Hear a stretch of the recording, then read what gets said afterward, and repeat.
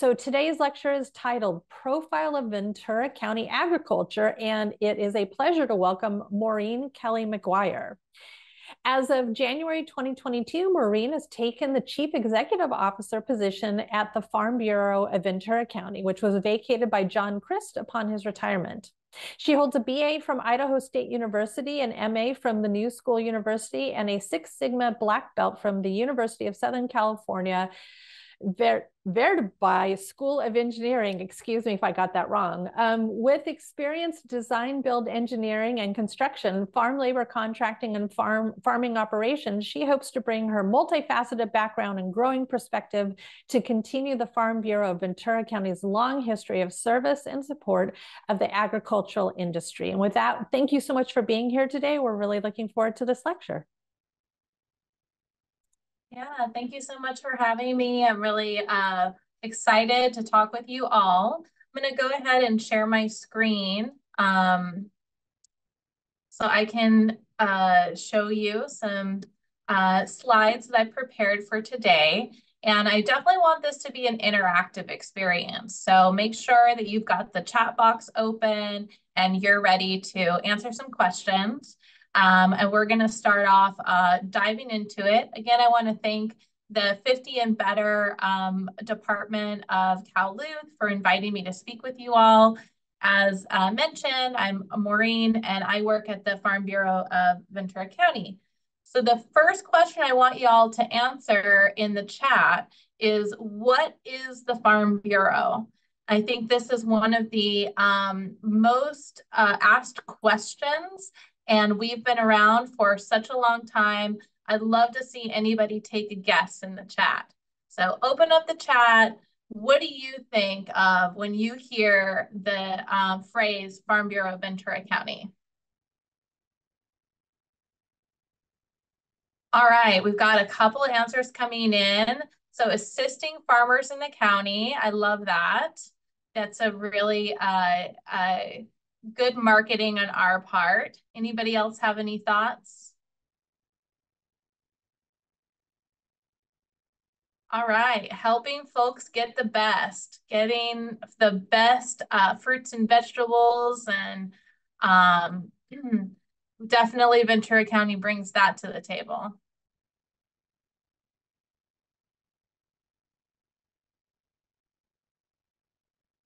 All right, this is your warm-up question. All right, Ariana, supports farmers and makes sure the agricultural industry is healthy, promoting Ventura County ag products. I love that. An administrative organization overseeing agriculture in the county. Okay, good. Nice. All right, well, our core mission is to represent, serve, and support local agriculture. So that is obviously a broad mission, and it could absolutely include every answer that was given here.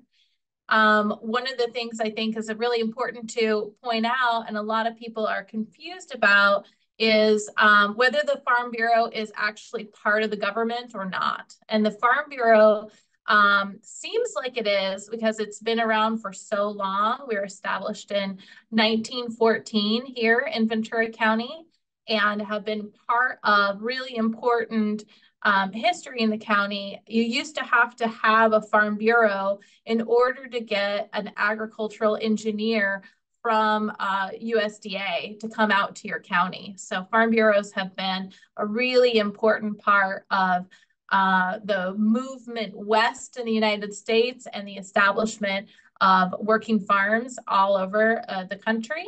And the Farm Bureau of Ventura County was actually started before the state and federal Farm Bureau. So there are multiple layers of the Farm Bureau system, much like the government. So you have the mayor who oversees the city, you have the governor who oversees the state, and then you have the president overseeing the country. Well, similar to the Farm Bureau system, Farm Bureau of Ventura County works specifically for Ventura County. And then there's a state California Farm Bureau. Every state has their own version. And then there's an American Farm Bureau Federation.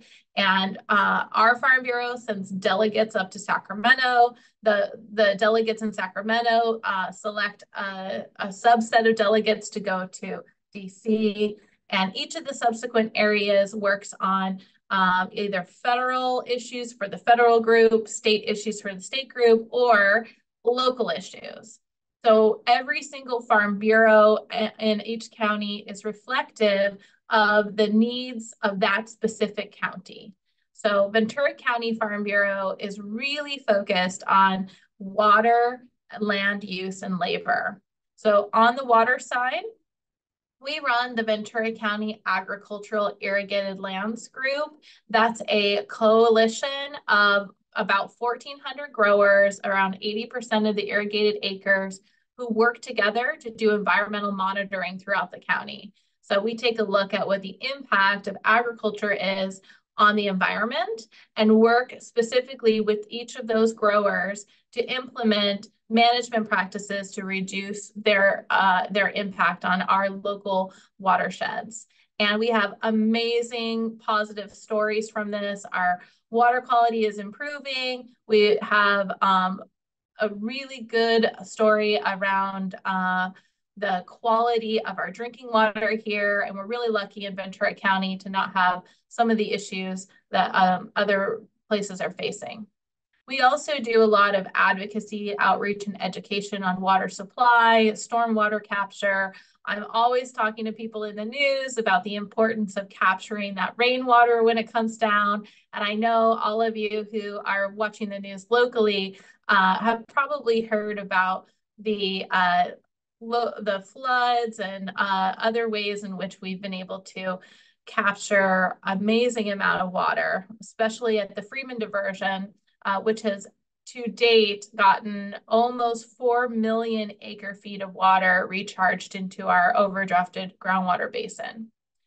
We also work on land use issues. So we just finished up the Sustainable Agricultural Land Conservation Grant. That was a planning grant that we did along with the county and other stakeholders to really build a vision for Ventura County agriculture. That's a public document. If anybody wants to read it, I can make it available. But we did a ton of GIS mapping and talking to local stakeholders, working with environmental groups, industry, education, and elected officials. And it was unanimously accepted by the Board of Supervisors last February. So now it's the grassroots advocacy and outreach that we're doing to get everybody else on board with that vision and continue to do projects that support that long-term strategic plan. And then, of course, I'm always working on general plans in different areas and intervening when there are land use issues where agriculture and other uses come into contact. And then we also work on labor issues. We work on leadership and professional development all the way from the supervisor level in the fields through a program at Ventura College specifically targeted at leadership skills in that area and is given in Spanish, all the way through leadership development through the Farm Bureau for people who are wanting to be part of the political process and represent agriculture. And then, like I mentioned before, we do a lot with best management practices on cultivation and irrigation, and participate in a lot of farm worker housing advocacy. Because if we don't have houses for farm workers, then we don't have anyone to take the crop out of the field, and there goes Ventura County agriculture. So, get ready with the chat. One of the things that I think is, one of the amazing stories about people who interact with agriculture is everybody has a connection to agriculture. So I want to know what your connection is. Farm Bureau always says if you eat food and you wear clothes, you're connected to agriculture. But my experience has been that everybody has an even deeper connection Just a few generations ago, more than 90% of people worked on farms or worked in agriculture in some way. So I bet you people have grown up on farms, their grandpas had farms. So throw it in the chat what your connection to agriculture is. Have any of you guys worked on a farm, lived next to a farm? What was your first farm job? Or where do you like to shop at your farmer's market? What is your specific connection to agriculture?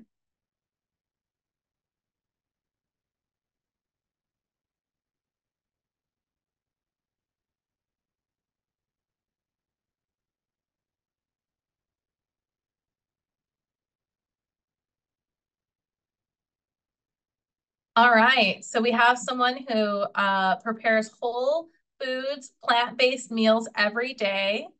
So definitely a lot of shopping, looking at recipes, thinking about where your food comes from, and understanding that. All right.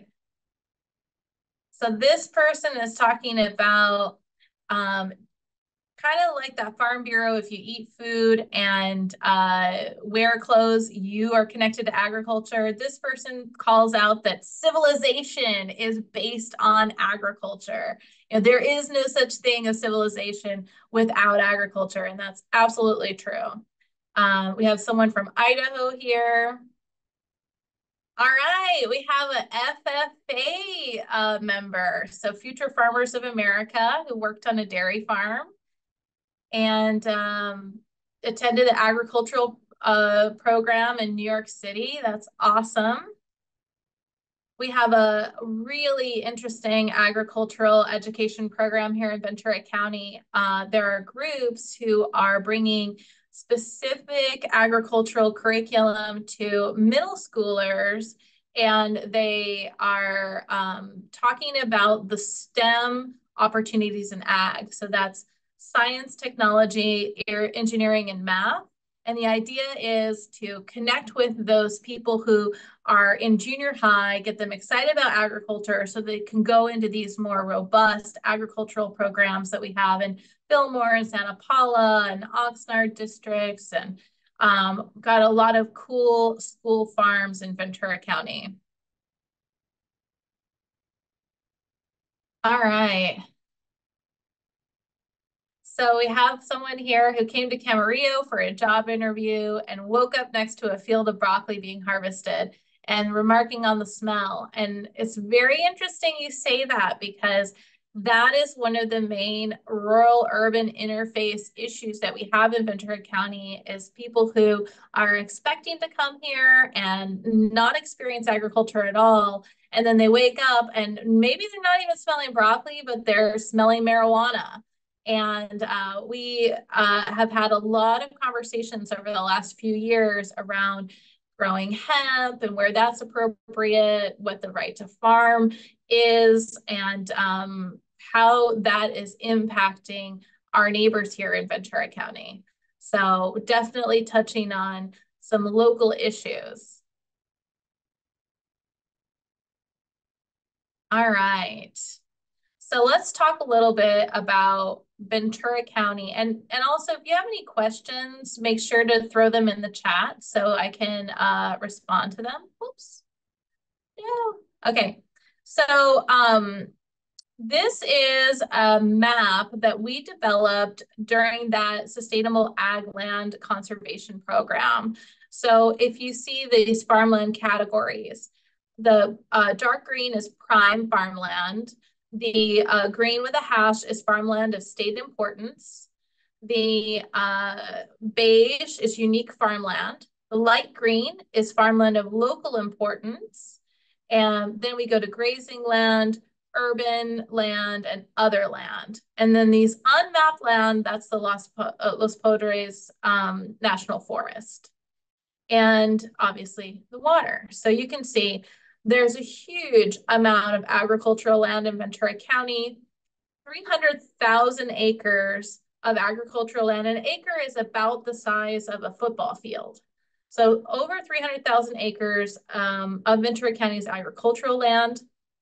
100,000 of those acres is irrigated land. So the balance is what a lot of people would think of as open space, but we do have people who are using that agricultural land that's unirrigated for raising cattle or sheep, that kind of thing.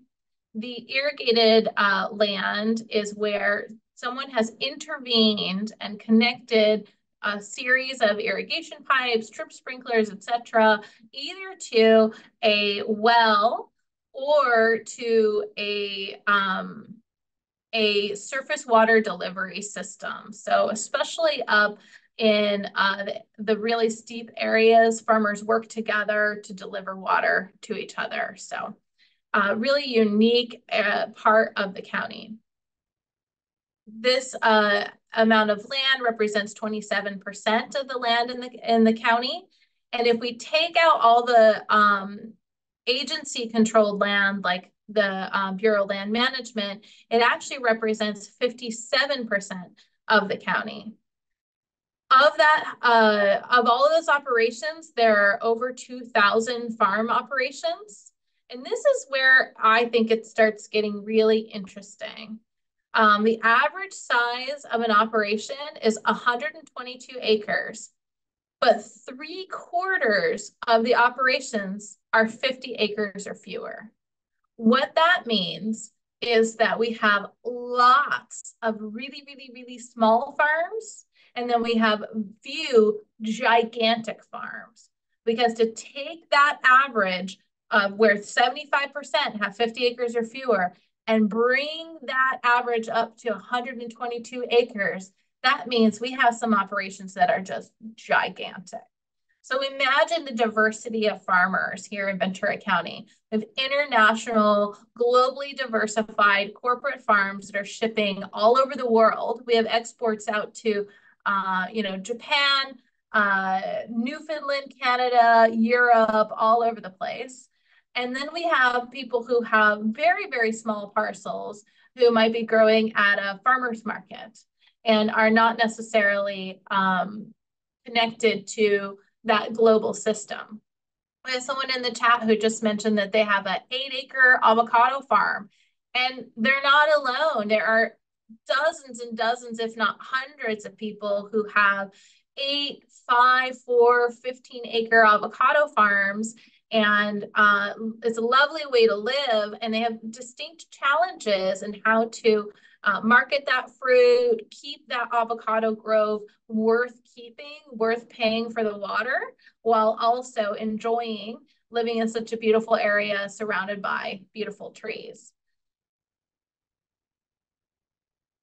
So to break it down a little bit more, I wanted to go into the top crops here in Ventura County. So this is all drawn from the statistics here are drawn from the crop report in terms of the top crop values and the acreage.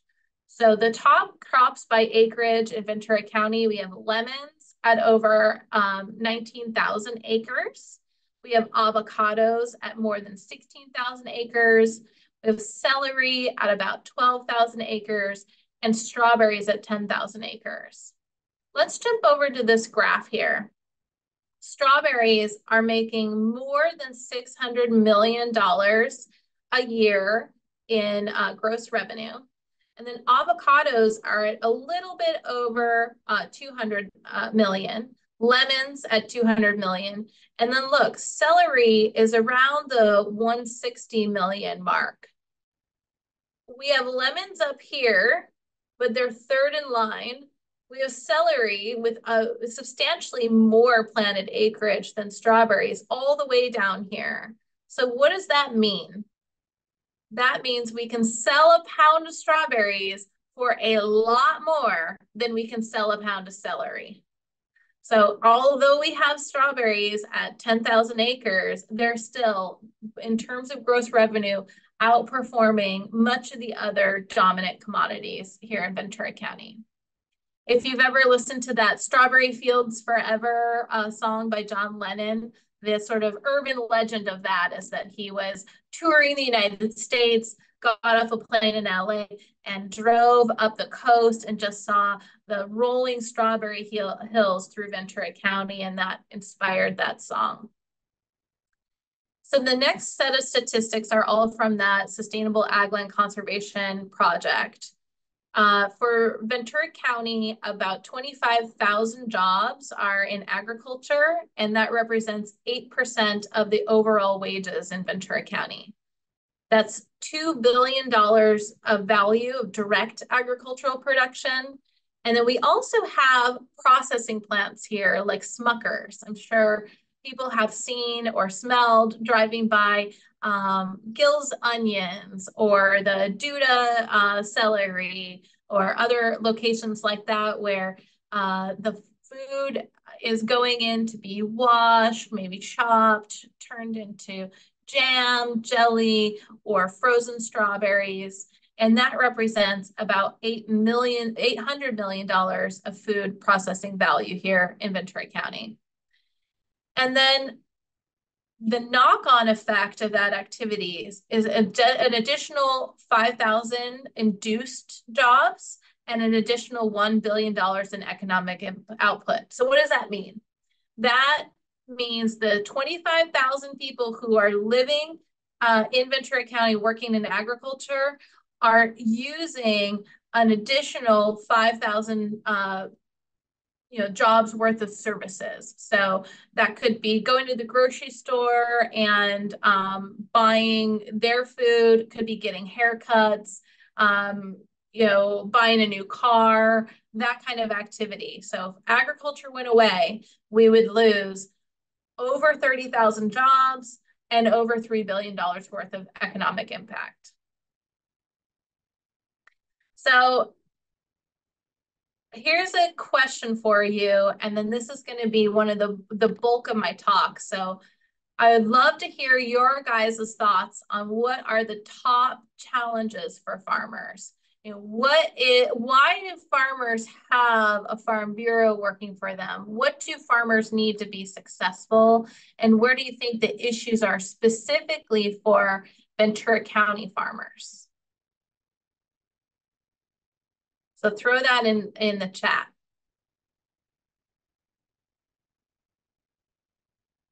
All right, Marjorie's got probably the #1 answer, and I'm going to agree with her, is water.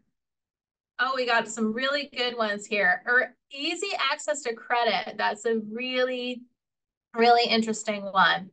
Finding workers. We got more water, labor, urban development, water, development, Green New Deal. All right. Pollution, climate change. That's a good one. Pests.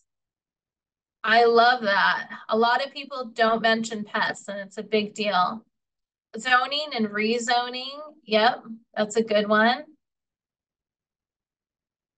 I think you guys are covering most of them. I'm happy to see some of the more unique answers.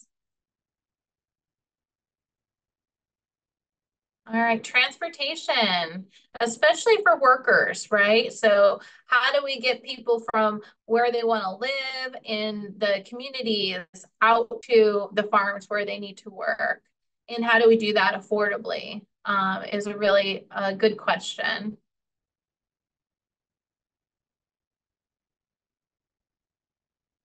All right. So I agree with a lot of you. Interesting. Bruce said mechanization, which I'm interested to hear, Bruce, why you think that's a challenge. And then land access, that's a good one. So here is my kind of list of the top challenges, but of course, they're all up for discussion. So the first one is water. Ventura County is an overdrafted basin. And so what that means is that there's a series of aquifers under Ventura County, and we've put throughout the years all these straws into the aquifer, and we pump that groundwater out and we use it for drinking water for the people that live in the cities, and then we also use it to irrigate our crops. This is how it's done in the many places, but we have a couple of challenges going on in Ventura County specifically. One, we take out more than gets put in every year. And so the amount of water that we're taking out of the basin is only a small percentage recharged by the rain. Part of that is because we don't get enough rain. And the second part of that is because the structure and hydrology of our specific basin make it very hard for that rain to percolate. The rain can kind of hit the Topa Topa Mountains and then come down and percolate there. There's a couple other spots in the county, but overall, there's a barrier, a hydrologic barrier that makes it hard for that rain to recharge the basin than in other types of basin structures. The positive part of that is it also protects that groundwater from, any sort of contamination. So we aren't getting as much water in as we need to make up for the amount that we take out. We're very groundwater dependent, including for public health, like in cities.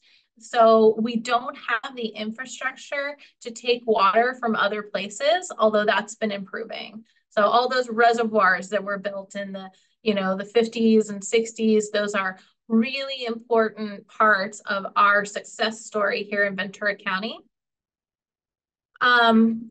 We've been overdrafting the basin for more than 100 years. So this is not a new problem. This is a problem that is exacerbated by sort of historical water use. Because as we've become more knowledgeable about the impact of groundwater pumping, we have actually conserved water. And the average person uses less water than someone did in 1970. So water conservation efforts have brought that number more into balance, but we actually need to go back in time and recharge more than previous, than our annual extraction, because we need to make up for all of that charging previously. So one of the other issues with water is called saltwater intrusion. So as we've sucked the water out of the basin, the ocean is starting to come into our groundwater, especially on the Oxnard Plains. So as that water comes in, the quality of that water goes down. The saltier the water is, the more processing it needs in order to be safe for humans to drink, and the less useful it is for agriculture in Ventura County, because we don't want to salt the earth, right? We don't want to apply salt because that actually kills the crops. Yeah, so Bruce is asking about water use intensity of various county crops. So I can talk a little bit about it. I can't share, exact data, but I know that the water use intensity of specific crops needs to be talked about in context. So for example, you can grow one celery crop for about 1.5 acre feet of water, but you could potentially grow 3 celery crops a year, bringing you up to 4.5 acre feet of water. There are places in the county where you could grow lemons for about 3.5 to 4 acre feet of water. And the corresponding Central Valley lemons, because it's so much hotter and drier there, might take 6, 7, 8 acre feet of water. So we have to think about water in the context, or water use for crops in the context of where those crops would already be grown. Strawberries are around 2 acre feet of water for our season, which goes from October, planted in October, and then the crop removed in July. And that's an interesting part of the seasonality is when it's cool and humid here, we're using a lot less water. When it's hot and really dry, like on the east side of the county, you're going to use a lot more water. So it's definitely a variety. And then what percentage of ag total water usage in Ventura County? So I think what you mean is of all of the water available, how much of that is going to agriculture? And I feel like it's around 60%.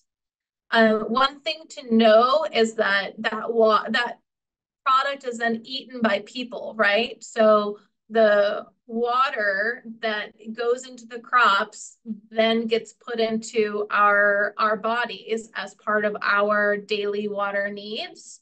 So there's a little bit of consideration to think about there. For the parts of the crop that we don't use, so, the leaves around the cabbage or the stems of the strawberries, typically that's mulched into the soil as biomass, so that water is more locally retained. And then, so in terms of water, huge challenge. We don't have enough.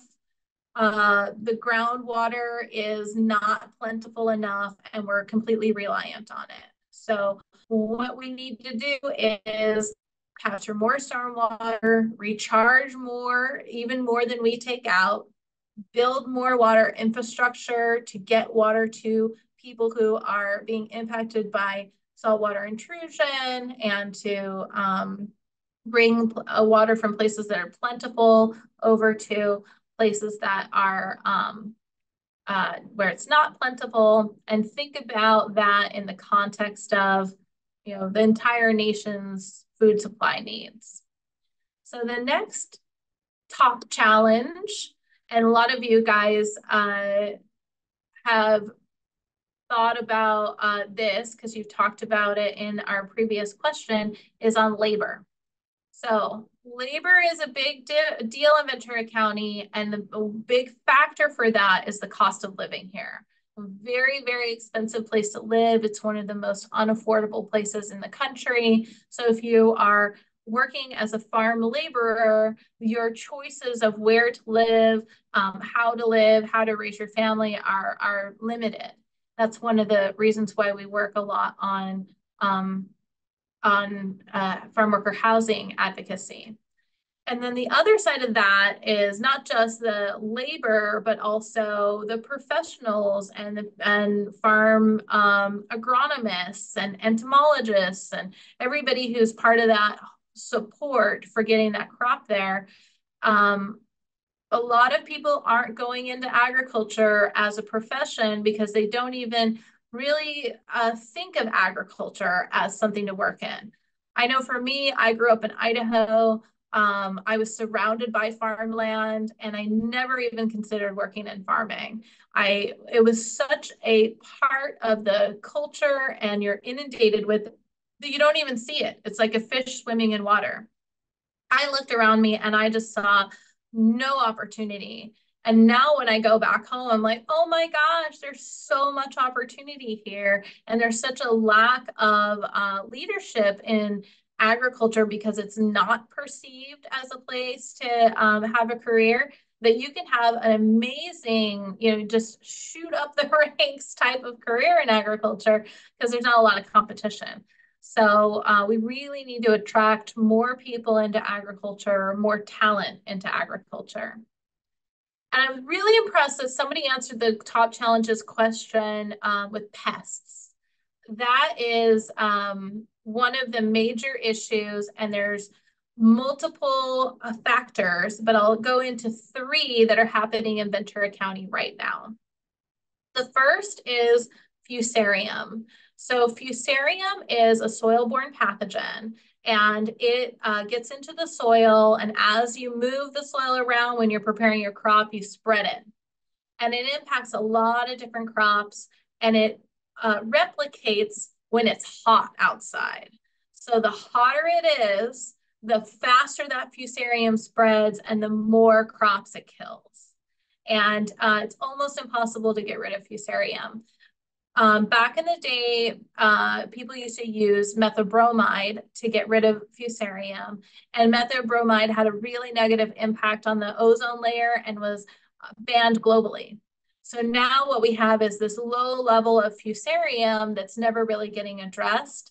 We have a lot of people who are trying to come up with more earth-friendly ways to deal with it through regenerative agriculture, anaerobic soil disinfestation, other ways of trying to kill this pathogen or come up with some alternatives to overcome it.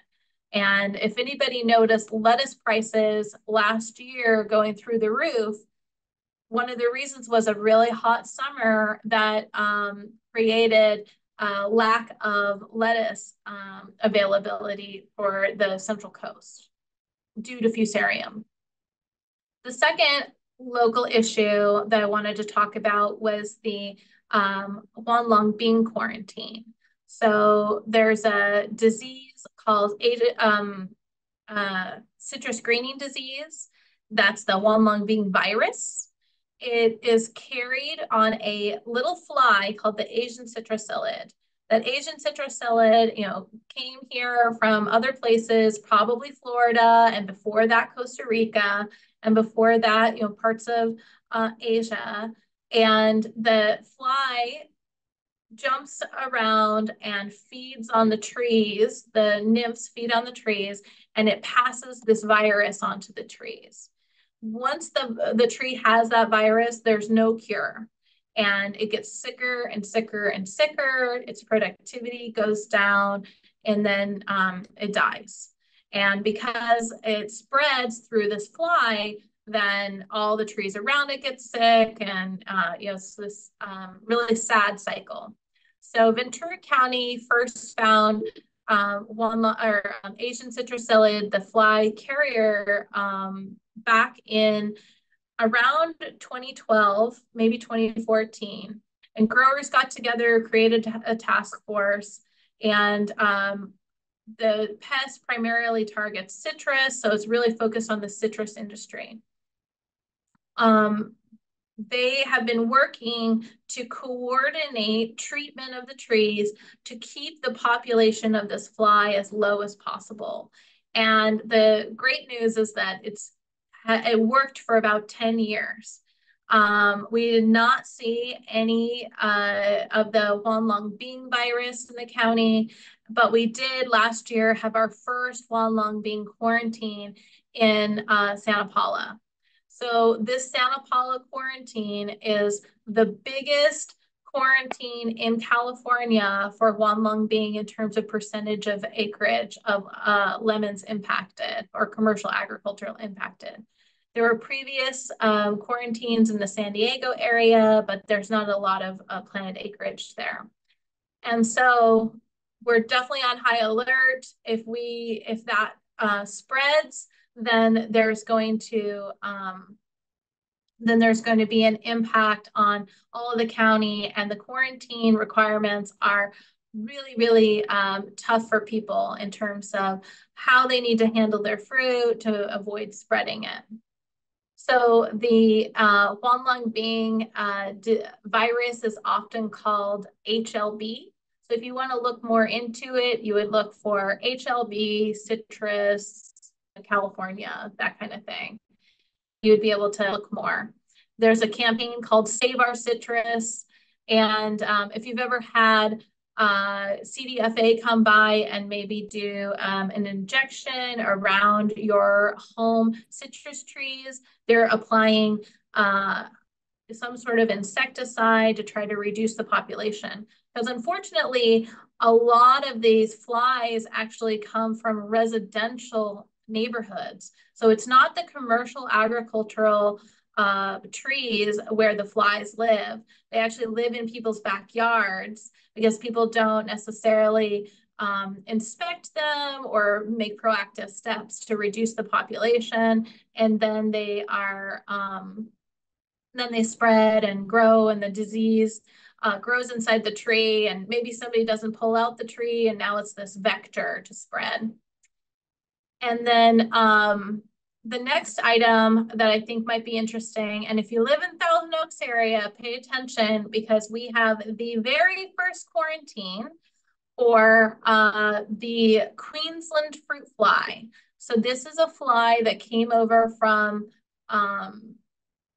Queensland, Australia. Likely somebody took fruit in from Australia when they came back to LA, brought it to Thousand Oaks, shared it with their friends, and brought this pest. And that fly is in the stage of exclusion. So what that means is we don't have it anywhere else in the country, and USDA and CDFA are going to prioritize getting rid of the fly. So if a commercial grower is in the quarantine, they have to literally destroy their fruit. Put it in plastic bags and take it to the dump, dig a big hole, put it in the hole, squish it, like whatever they need to do for their specific commodity to make sure that that fly doesn't continue breeding. Right now, they've found 3 flies and they've all been in residential backyards. So per the quarantine, if you are in Thousand Oaks, you should not be moving fruit. So if anybody has gone to the farmer's market, you can see there's big nets over all of the tables. That's part of the quarantine to try to prevent this fruit fly from spreading and spreading and spreading. So the best thing you can do to help farmers is don't bring produce from other areas. Don't bring plant cuttings. I went with my mother-in-law to Tobago in December, and which is an island country near Venezuela, and she wanted to bring fruit cuttings home from plant cuttings home, and I was like, not with me. I will turn you in. Like, you cannot bring plant cuttings into this community because we're so vulnerable to these diseases from other places. So those are the main 3 things I think are of big concern to growers in terms of pests: Fusarium, HLB, and the Queensland fruit fly. So next I'll talk about the logistics and supply chain. So everybody's been, post-COVID, woken up to this idea of the, logistical challenges of moving things from one place to another. And especially when it comes to things that need to be refrigerated, we just do not have the infrastructure available to support people in that. And then another big challenge is land use changes and the rural-urban interface. And that is something that definitely came up in a couple of your guys's comments, was land use, rural-urban issues. So, where do we put schools? Where do we put houses? How do we understand the relationship between commercial agriculture and cities? Because that's a very unique situation here in Ventura County. No other place in the country has the kind of land use protections for agriculture that we have in Ventura County. But what that means is agriculture is literally feet away from other land uses. So we have a lot of work on educating people about the safety procedures and processes associated with pesticide use. We have a lot of work to educate planners and city developers around the kinds of support farmers need in terms of, places to park, not having bike trails next to farms where people take their dogs into the farms, and then the dogs are violating food safety policies. There's a lot of rural-urban interfaces that take a lot of the Farm Bureau's energy, and it's most of the time an education issue, but there are some fundamental incompatibility issues as well. And then, of course, marketing and consumer trends. So as the consumers change, then farms need to adapt. So I know when I was growing up, kale was a garnish at Pizza Hut. So you went to the salad bar, everything was surrounded by kale. And then kale became the most healthy superfood in the world. And now I feel like it's, yeah, nobody ever talks about kale. So think about if you're an innovative farmer, maybe you can jump on that. Maybe you hit the trend. Maybe you plant too much kale and no one likes it anymore. Or, maybe you keep doing what you're doing and nobody buys your product and you lose a bunch of money. The work of making sure you stay on top of how consumers want their product is really important. A lot of the way that the food is presented to us is cultural preference. So if you think about the celery that you buy, if you bought it 10 years ago, it would have all the leaves on it. Now you can get just the celery hearts where a lot of that has been cut off. That's still really good celery that could be used, but people prefer to buy the more trimmed celery. So the kinds of investments that people make in machinery and stuff like that have to go with the trends. And that's lagging. So that's definitely a big challenge. And then right before the break, because I think we're going to break in about 3 minutes, wanted to touch on climate change. This was a big focus of that long-term strategic plan that we worked on. Taking a look at, how is the climate going to change here in Ventura County, and how do we make sure that we're prepared to adapt to that? So, for example, you don't want to plant avocados and lemons in places where there's going to be a hard freeze. That will really damage the trees and reduce your productivity for that year. Well, are there going to be more parts of the county that don't have hard freezes anymore? And that's where people could consider investing more in those types of crops. Or are there going to be areas of the county where we used to grow cabbage, which is a cold weather loving vegetable, and now it's not going to be appropriate to grow cabbage there anymore? How do we look for opportunities to adapt to climate change and keep producing food for the country? We produce billions of servings of healthy fruits and vegetables. We're definitely part of the food supply security for the country. How do we do our part in feeding the country, understanding the impact of climate change? And so those are definitely questions that are going to have to be answered over the years. But something that every farmer is trying to educate themselves on and think about their own role in the greater story. So if Christina is ready, I think this would be a good break time. Yep, break sounds good.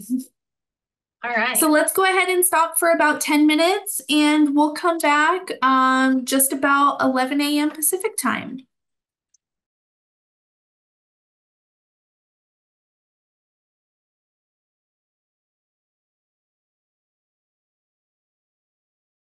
All right. So we're back from break. And I'm going to go through and answer some of the questions that I couldn't answer while I was talking, and then we'll go on to what are the solutions to these challenges.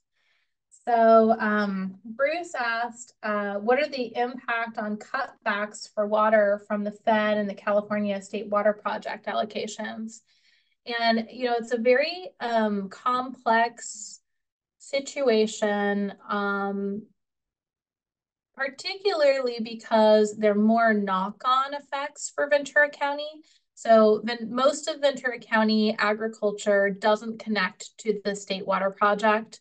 And so those allocations don't directly impact us.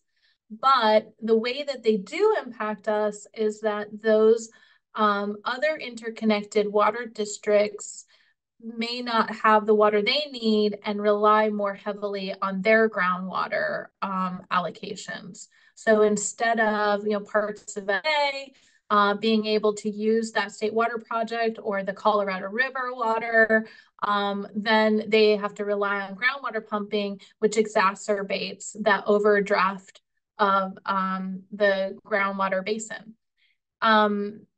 there's a lot of other issues in terms of sort of statewide and federal water infrastructure that impacts our, I guess, long-term outlook on water in Ventura County. For example, the Delta Conveyance Project. They want to bring water from the Sacramento area down to Ventura County and even further south into Southern California. And that gives us more options when we have droughts. But this is, hugely political project, very complex with environmental impacts. And so it's really a choice we need to make around what's important to our society. My view, this is like the really nerdy part of me, but I think about, what if I was a astronaut and I've been conscripted into a project, or, I signed up for a project to get on a spaceship and find the next place that we're going to live, a future planet.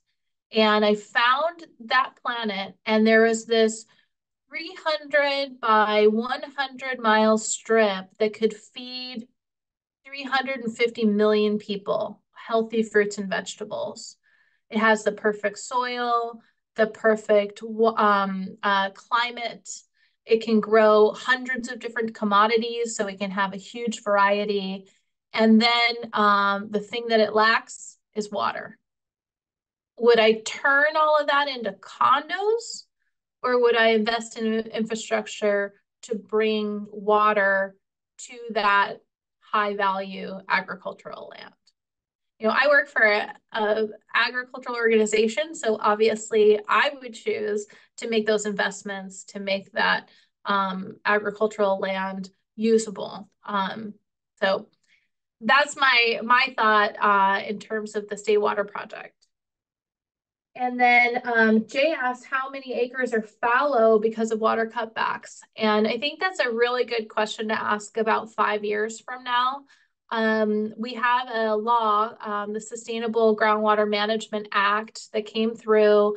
It started this process that's going to mean that all of the overdrafted basins have to only take what they put back into that aquifer, and we're far away from that. What that means is we're going to have these allocations that ramp down over time so that people can adjust, including municipalities, can adjust to that extraction rate that is equal to the amount that we put into the basin. Or and I guess it's not or, and we can recharge more through, spreading grounds or the Friedman diversion or bringing in outside water so that we're pumping less groundwater, so that it's not necessarily every individual farmer or every individual city that uses less, but just that we're getting our water from somewhere else. Those projects are things we need to do. I think the deadline is like 2030, so not far from now. The real rub, though, is nobody can agree what those allocations are, because water rights in California are so complex. You have really, really old water rights layered with newer water rights, layered with newer water rights. And, it's a very, very complex system. There's some real questions around whether those water rights can be honored in the system that we have now, with so much knowledge that wasn't present when those water rights were created. And so most of these overdrafted basins, including in Ventura County, end up in what's called an adjudication. So they say, we can't work it out. We don't agree on who gets what amount of water. And these are business critical decisions, right? If you don't have enough water, you can't grow your crop. So they're all essentially stuck in court, and those adjudications take a really, really, really long time, because the risk and the impact of the results of those adjudications are so, so important to get right. So we're going to see over the next 5-10 years some real responses to that law kicking in. and we'll probably see some fallowing. The view of the Farm Bureau is that that should be strategic temporary fallowing. So we should only fallow areas that are not critical to the food supply.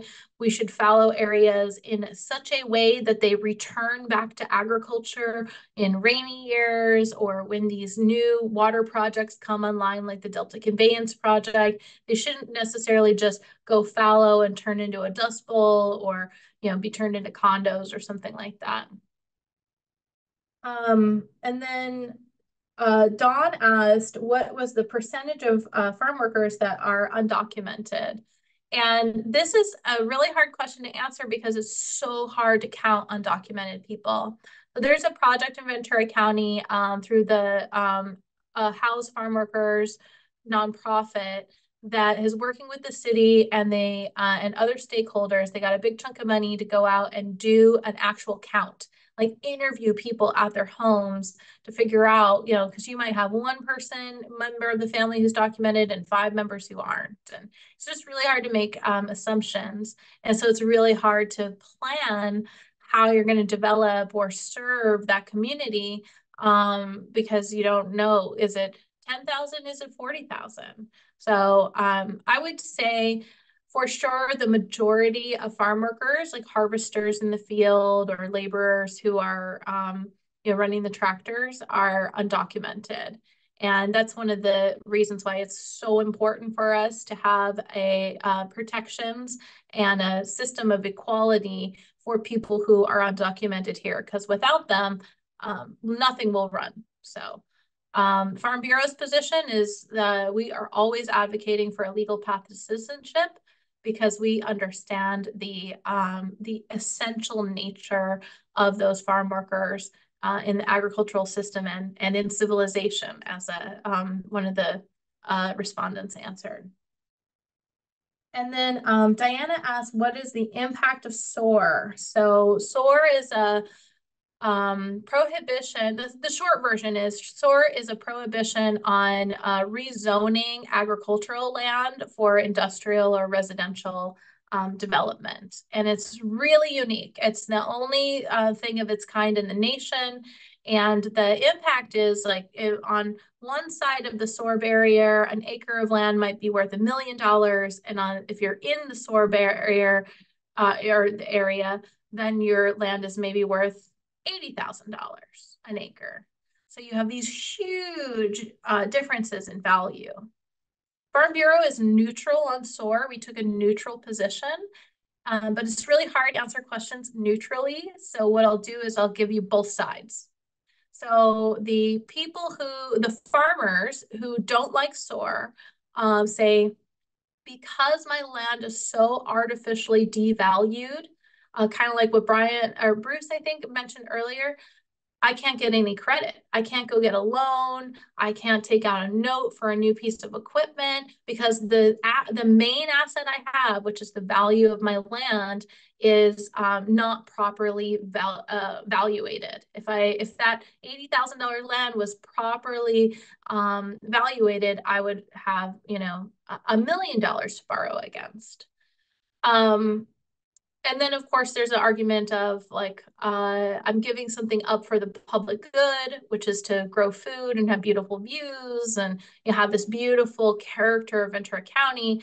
But what am I as an individual getting back for my sacrifice for the public good? The people who are pro-SOAR, including farmers, because there are farmers on both sides of this argument, say, I don't want to be Orange County. We've seen this before. Everybody wants to live here. If SOAR wasn't here, it would all be condos. So both sides have, I think, very legitimate arguments. And I haven't seen anybody who's answering these really hard rural-urban interface questions well. I can't point to a county somewhere else in the country and say they've got it done right. So you'll have to, as a citizen, keep your ear out. And when it comes up for a vote in 2050, we can talk about it again, right? And then let's see. Kirby says, what do you have any thoughts about current and future desalination projects? So this is a really common question, and my feeling is brackish water desalination, where we take water that's just a little too salty, is probably something worth pursuing because it's not that huge of an intervention. When you're talking about taking straight seawater, you're left with so much brine and it takes so much energy to push that water through the filtration media to get all of that salt and minerals out. You end up with a really unconvincing ratio of energy to water produced. But if you do it on brackish water, which we have in Ventura County, and they're looking at doing a project on in the Oxnard Plains on the Point Magoo Navy base, if you're just taking brackish water that doesn't have as much salt, you can increase that water quality in a way that doesn't take as much energy. So that's my thoughts, Kirby. All right, so let's get back um to the presentation. So of course we talked a lot about the top challenges. So I want to know what your guys' thoughts are on what the solutions are. So drop it in the chat. How are we going to solve water?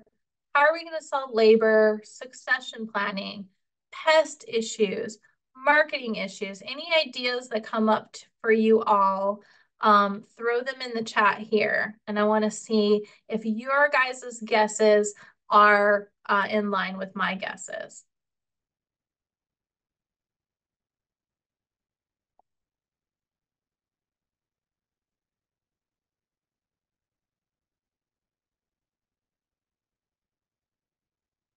All right, we have a call to prayer. That's always a good solution, especially when the answers aren't obvious. All right, more migrant workers to work on the farms.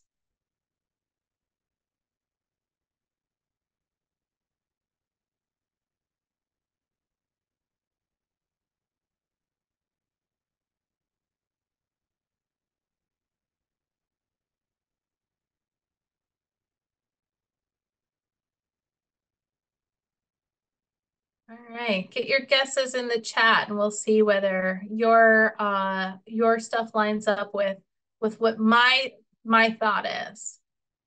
All right, Ariana talked about subsidies to growers. I love this idea because when we talk about a lot of the changes that people in the public like, right? Like, should everyone go to regenerative farming or everyone become organic?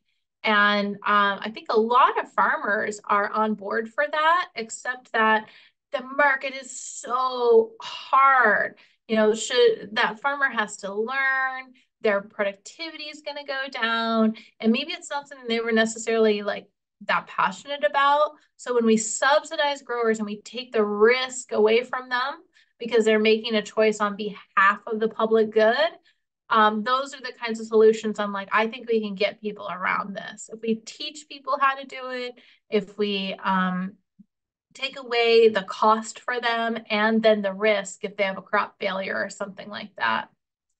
Got a call for hydro dams. Improved recycling of water, and then a call to look to like Israel and Morocco, so other desert areas. I think that's awesome. Improved rainwater capture, excellent. More farm worker housing, water recapture. These are great ideas for sure. All right, I'm gonna hit you with my solution, and it might be a little bit unsatisfying for you. But my feeling is that the ultimate solution is that farmers need to be and have learning organizations. So a learning organization is skilled at creating, acquiring, and transferring knowledge and at modifying its behavior to reflect new knowledge and insights.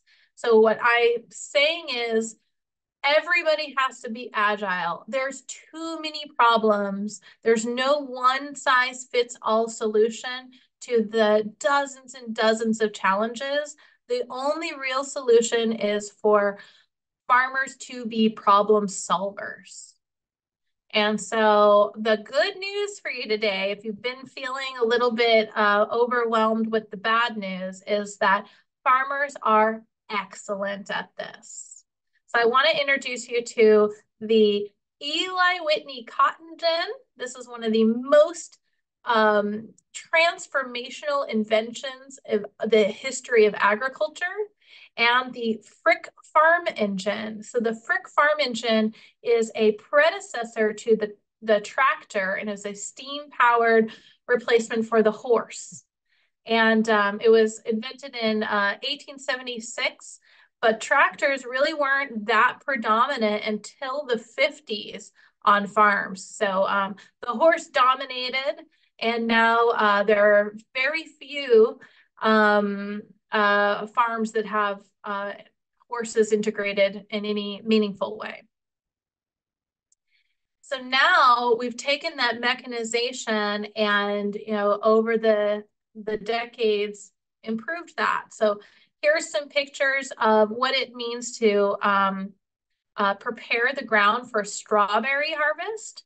So this machine here does the bed formation. This is a GIS ran gigantic tractor with an attachment on it that forms those uniform strawberry beds. And it's literally talking to satellites to make sure that that field looks 3D printed when it's done. Then they come through, there's a couple other steps, but they come through and they do the plastic mulch laying. This is a mechanized way of putting that plastic mulch over the beds to protect the strawberries from the dirt.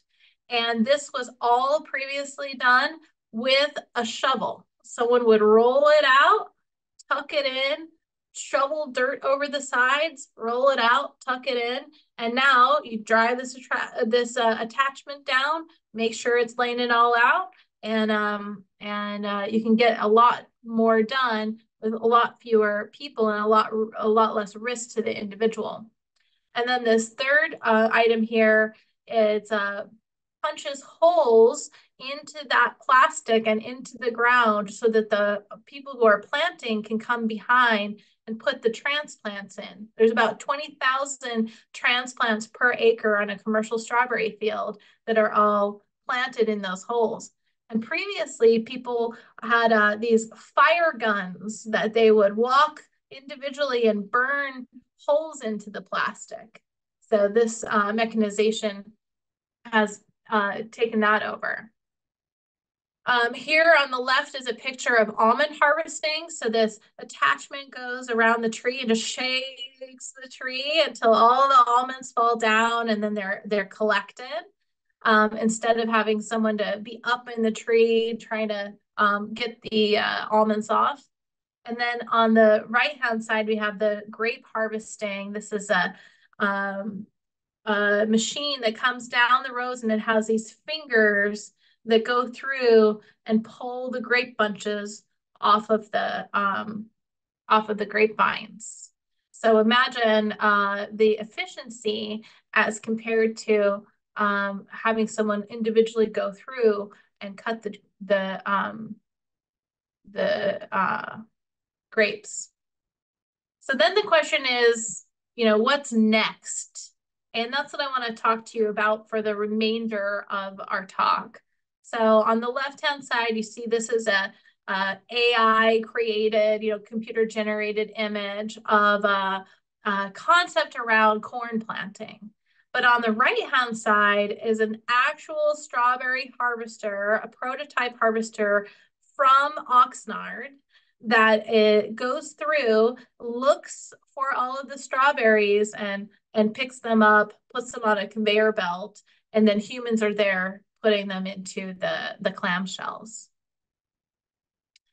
On the left hand, we have an automated herbicide robot. So this robot drives down the rows and it uses a vision system to assess whether or not that little green plant is a lettuce or some other sort of transplant that the farmer wants, or if it's a weed.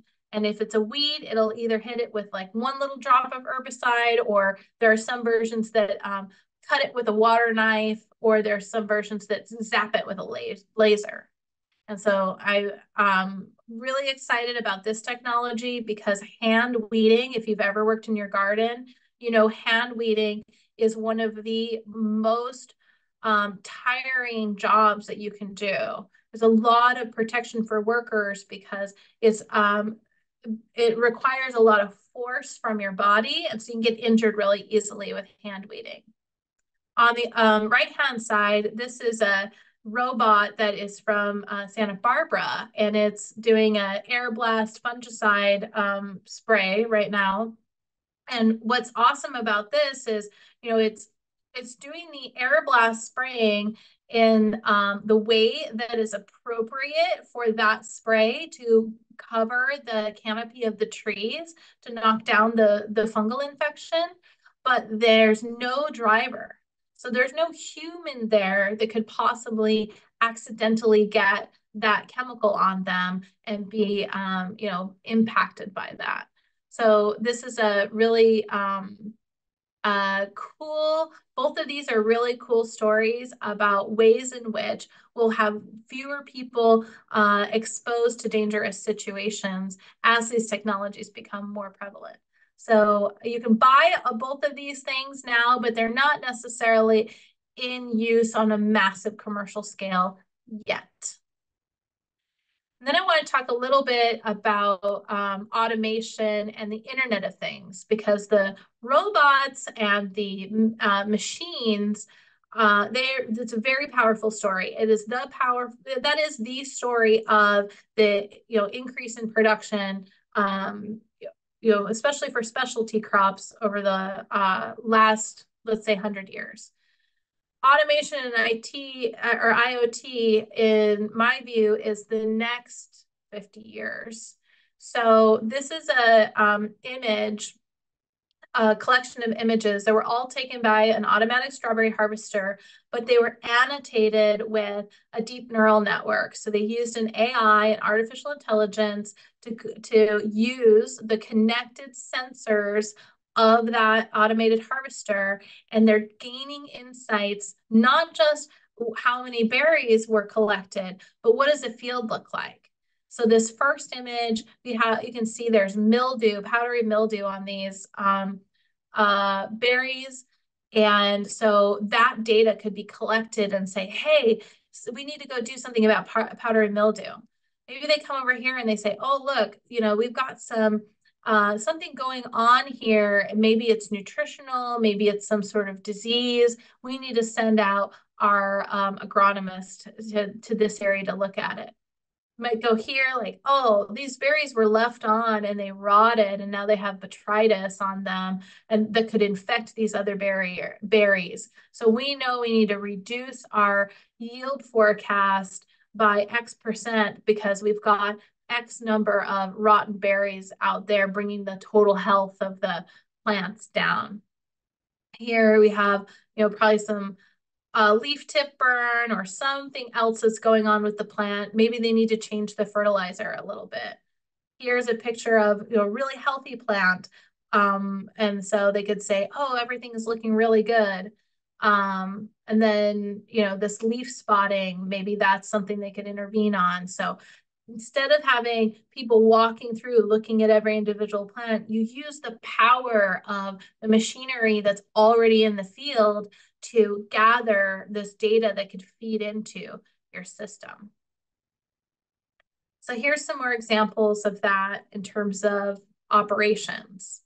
So this picture on the right, this is a drone image with a specific filter on it called NDVI, and it's looking at the amount of green that is coming off of a certain parcel. So the greener it is, theoretically, the healthier that crop is. So this is doing really, really well here, less healthy here. The yellow, we're starting to look, hey, maybe there's a problem. And the red, hey, there's really a problem here. When I look at this, what I think is, I wonder if the drip tape or the irrigation system is plugged at the end. So they're putting the water in this way. It was flowing through, getting clogged a little bit, getting super clogged, and then it's really clogged here. So instead of having to guess, well, they can go and say, hey, I want to start looking and fixing all of these clogged drip tapes, for example. There's a lot more information from weather stations, and that could go into things like site selection.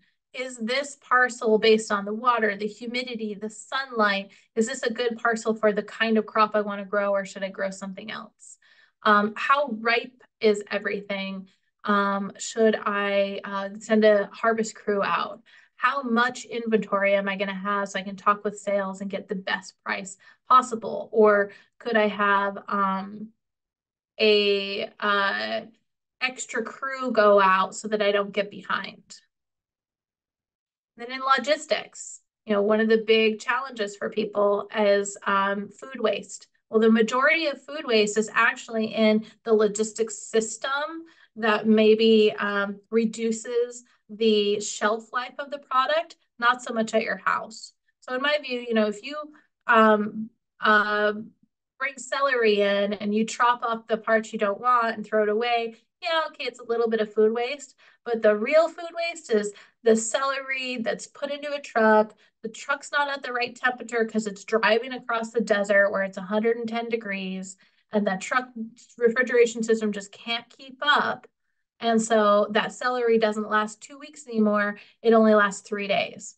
Or you get home and all your strawberries are rotten the next day. Those are the kinds of things that are part of the supply chain that are big problems. But the sensors that are coming out, the ability to take a ton of data and crunch it, optimize routes so that during the summer, the trucks don't go through the desert, they go in a different, more northerly route, and the cost of that extra transportation is offset by the extra shelf life.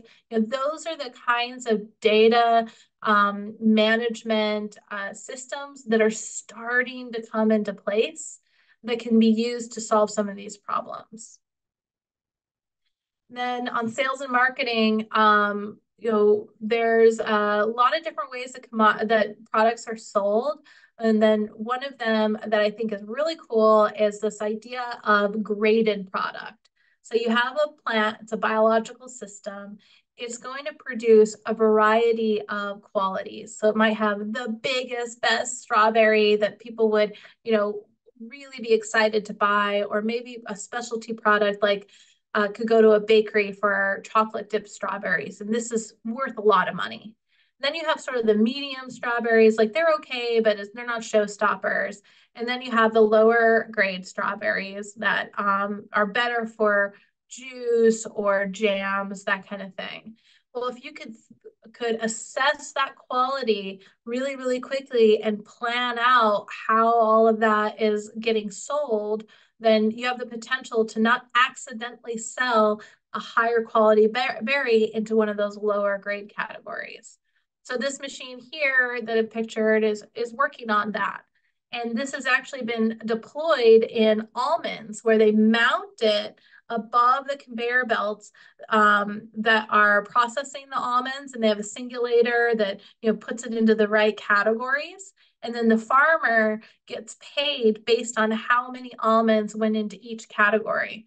But it's so much more accurate and quick than a human could be in sorting out all of those almonds. And so it's a better for everyone. The right almonds go in the right categories. And then, of course, surety of supply. The main goal of retailers right now is not necessarily to have the best product, but to have product on the shelf every single day that you go into the grocery store. So they're willing to take lower quality product at certain times of the year because they don't want their customers to come in expecting to be able to buy strawberries and there's no strawberries there. If you think back to 50 years ago, a lot of products that we just take for granted in the store used to be seasonal products. You could only get a certain time of the year. So it's very important to do planning around when to harvest where and what types of crops to grow or what breeds of crops to grow in different areas. And with more of this sort of marketing and sales data, growers can get better at that so that the product that they're delivering on a week-to-week basis has a more consistent quality. And to me, that's the crux of solving those customer problems. And then one area that I think is really interesting is on varieties. And this is a type of thing we don't really consider technology, but to me is, the ultimate adaptation to climate change. So if you look at the mustard plant here, through selective breeding, so this is not GMO or genetic engineering, this is like the same way that a pug dog is related to a Labrador. These plants are all related to their progenitor, the mustard plant. So cauliflower, broccoli, cabbage, kohlrabi, and kale all came from selective breeding of this base mustard plant.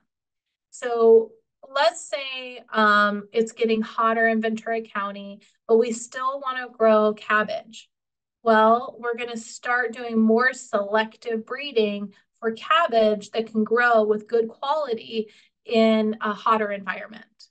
Or we already know that it's saltier water available on the Oxnard Plains. Let's grow and select for varieties of strawberries that are resistant to salt. We know fusarium in the soil is a huge issue for celery.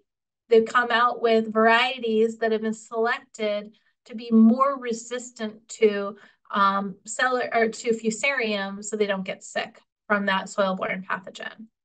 So I think that any energy we can put into variety selection, it will pay back a lot. And then human resources. So this is fascinating, and there's lots and lots of opportunity to improve this in agriculture, in my view. So if we look on the right, this is a heat map of a warehouse and where people walked. So in the red zones, that's the most footfalls in a given time. And then the green zones, the fewer footfalls. So how do you, using technology and the Internet of Things and AI optimize so that people aren't bumping into each other, or the product, on a forklift isn't in the way of a human who's trying to get over to some laboratory, that kind of thing.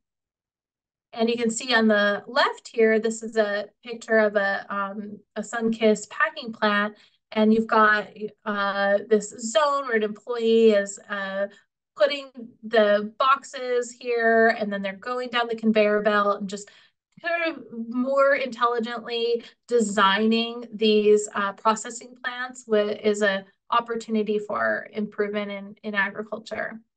And then, of course, employee development, building skills, upskilling our workforce, because as we get more mechanization and we get, different ways in which we bring the products out of the field, we're going to have new ways that we need workers to intervene. So, for example, with the strawberry harvester, before, the strawberry harvesters are literally doing the work of pulling the strawberry off of the plant. But with the automated harvesting robot, the majority of their work is actually placing the strawberry into the clamshell.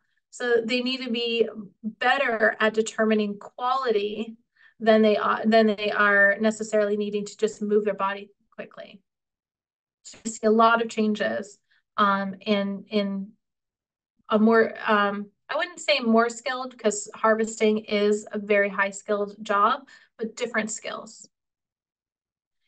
And then, of course, leadership. As we get more data and more information, then we're going to have more investment in strategy, determining what good even looks like, right? Benchmarking, what is appropriate production levels, what goes into that. If I know that my soil is X type of soil and I know that this variety produces X, then I can have a better understanding of more specialized benchmarking for my specific conditions. And then we'll see more data coming in so we can understand the cost of production in each of those areas.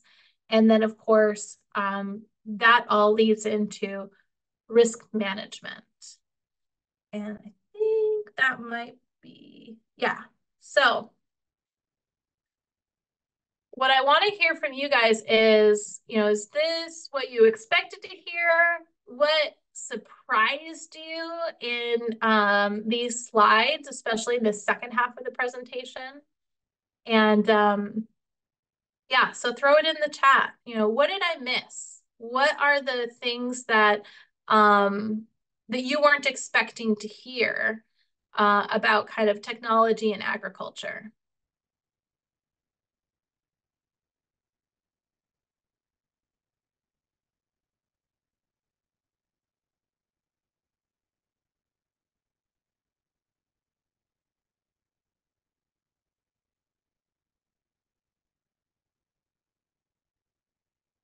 All right. Hey, Pam, do you mind putting more information in your question about rain barrels? Like, what do you mean by the effective rain barrels?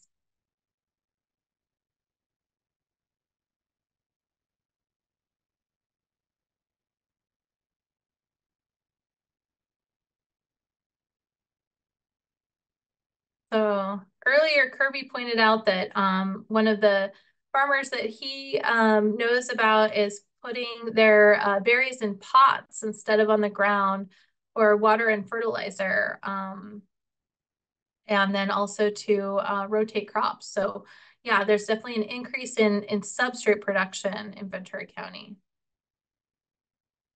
Yeah. So Jay talked about indoor farming, and this is one of my I would say pet peeves, because I have some experience in indoor farming in my last job. And, I would say things like greenhouse and indoor farming are excellent, and they are part of the long-term sort of human survival story. But when you have perfect climate and perfect soil, that's not the place for indoor farming.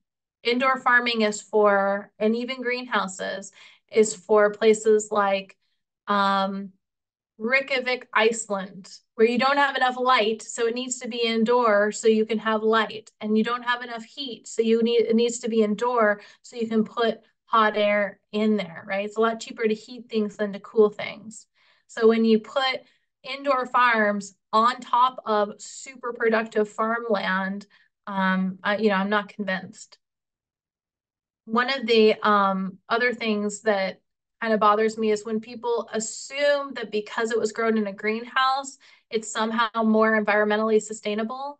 So, when you look at it from a greenhouse gas perspective, the productivity per acre makes a huge difference. So oftentimes lettuce from Yuma, Arizona is, because it's so productive, it's just the right place to grow lettuce, can be more environmentally sustainable than a greenhouse in New York City, because that greenhouse has to put, CO2 into the atmosphere, heat and cool the greenhouse, all the green, GHG from putting that infrastructure together. But that's just a personal pet peeve of mine. All right. So Pam wants one of those lasers for their garden. I do too.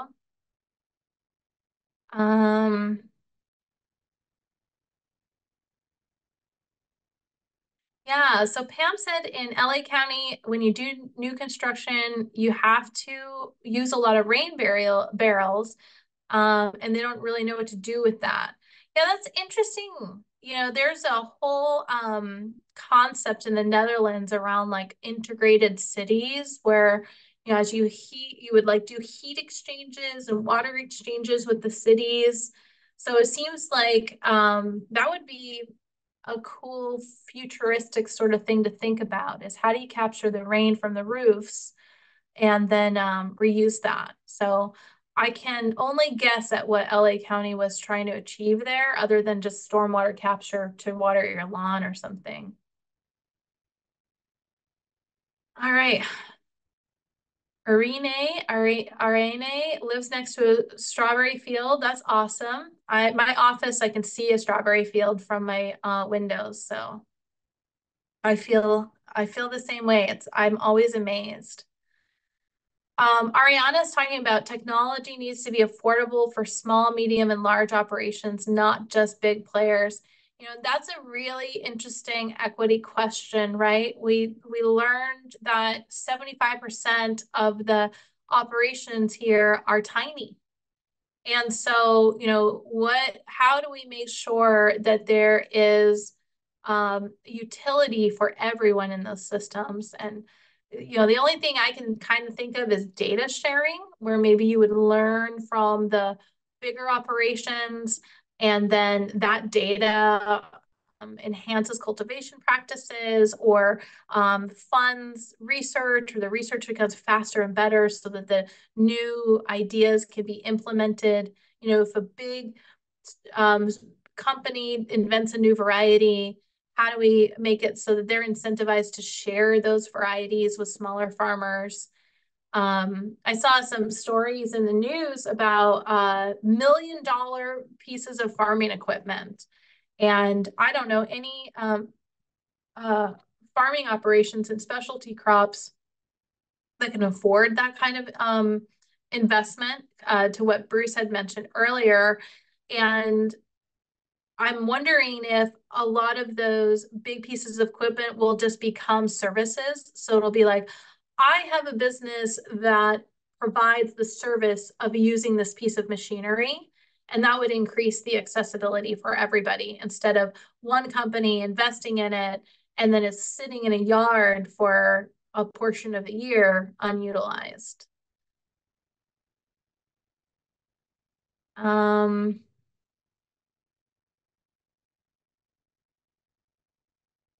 Yeah, so definitely sounds like there's new information on technology for people.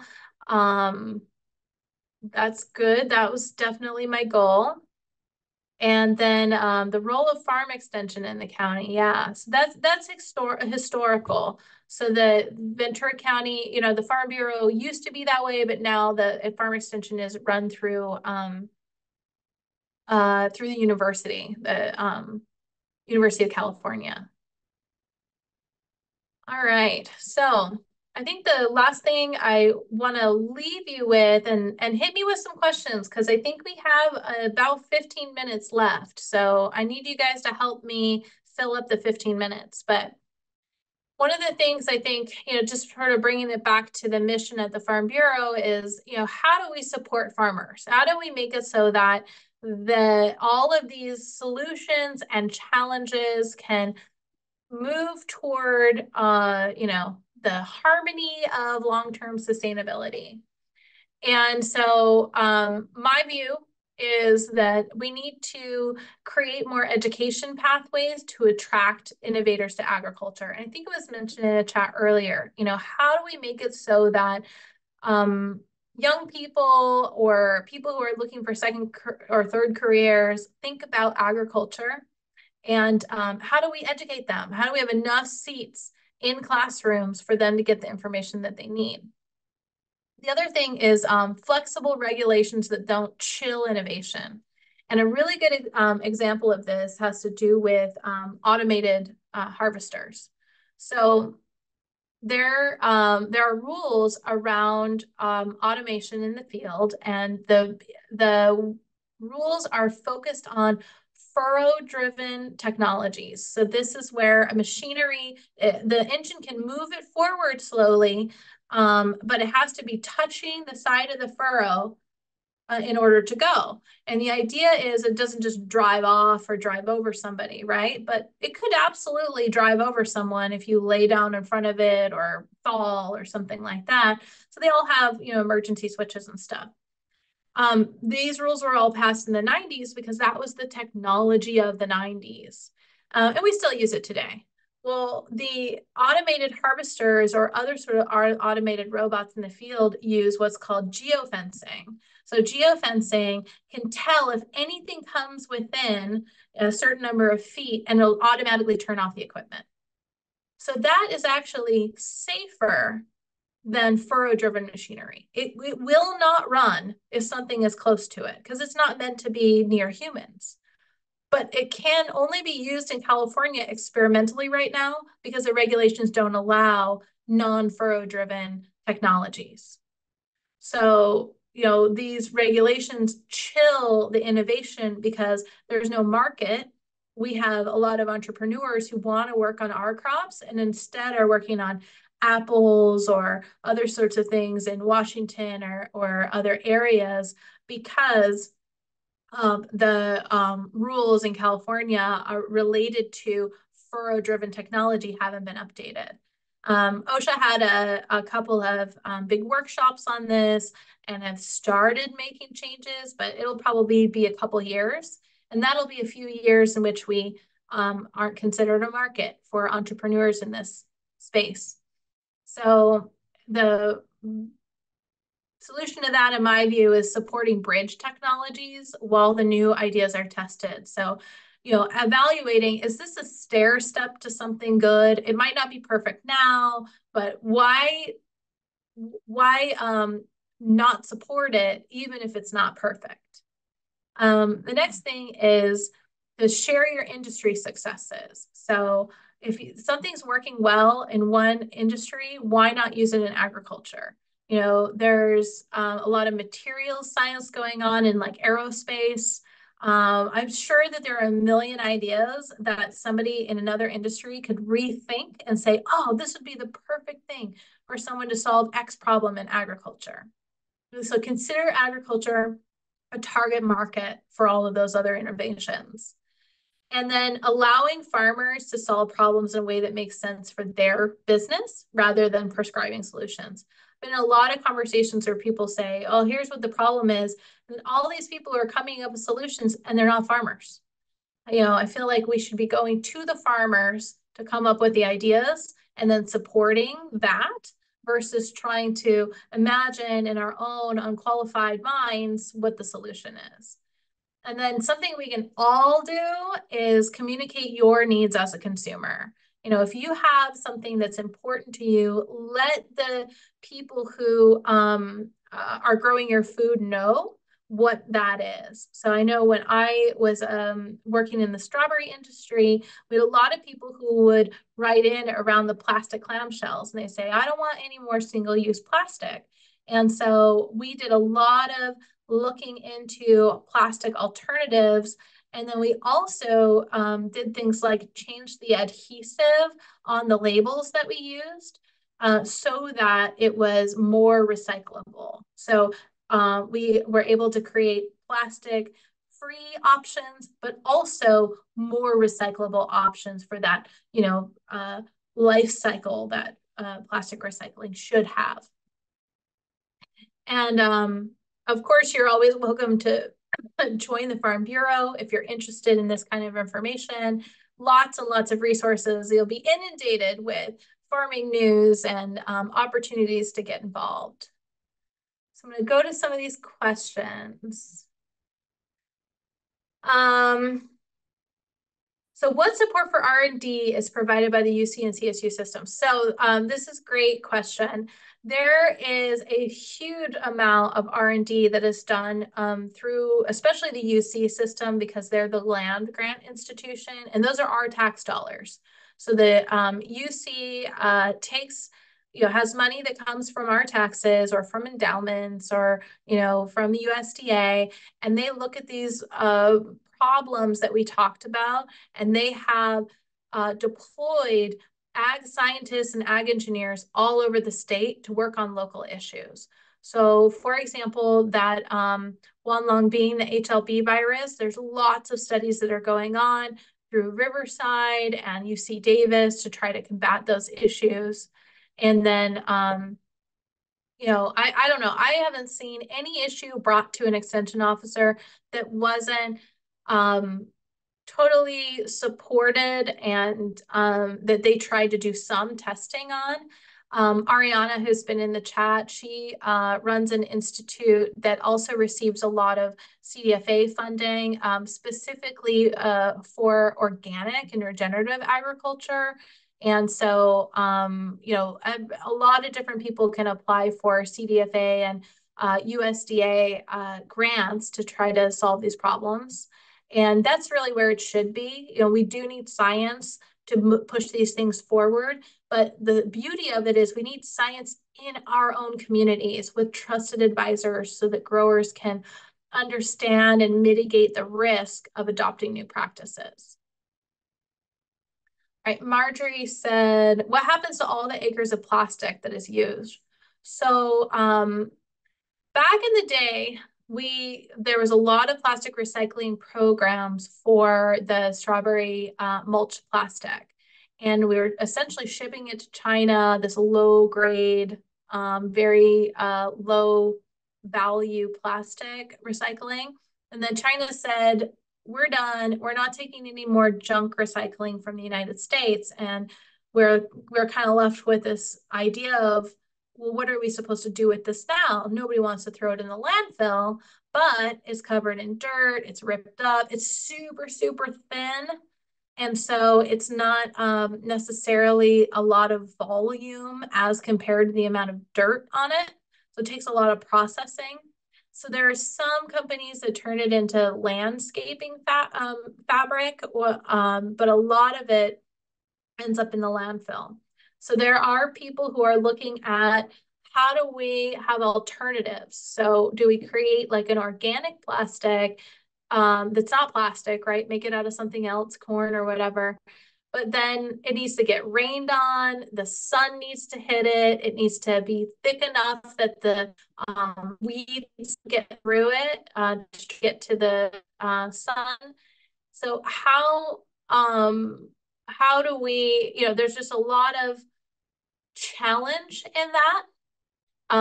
But there are a lot of people working on it, including Ariana. She's working on a really cool thing where you like grow a cover crop and then you cut it down so it's like laying across your rows, and then your target plants, like your actual crop, grow up through it. But there's challenges to everything. But we're definitely going to need to find some sort of alternative solution. And then Marjorie asked, do you think GMOs will solve climate change problems? I think that there's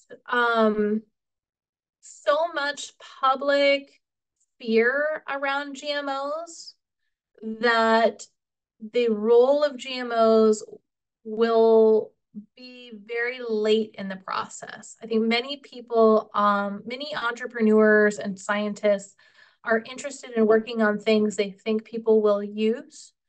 And so if they, and again, this is from a specialty crop perspective. When you're talking about corn, there's so many thousands and thousands of acres planted that there's enough, and a lot of it's used for ethanol, right? Not even for eating.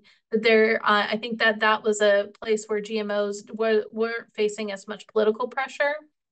When you're talking about something like strawberries, citrus, celery, that kind of stuff, there's just not enough there and not enough integration into other supply streams to overcome the political pressure.